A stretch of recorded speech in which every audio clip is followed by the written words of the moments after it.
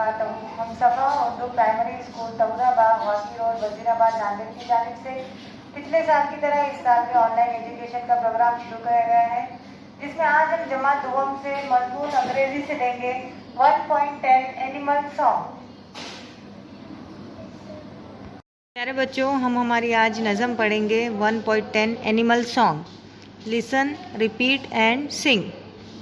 देखो हम नज़म पढ़ रहे हैं, आप पहले बगौर सुनो।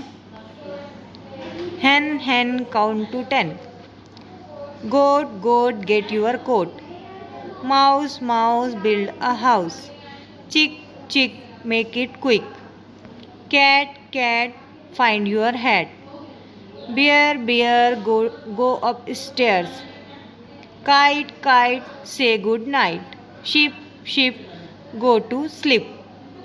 यहाँ पर देखो पहले क्या है, hen hen है ना, मुर्गी को क्या कहा जा रहा है कि आप 10 तक के गिनो। हम फिर से एक बार नज़म पढ़कर सुना रहे हैं, आप ध्यान से सुनिए और हमारे साथ दोहराइए।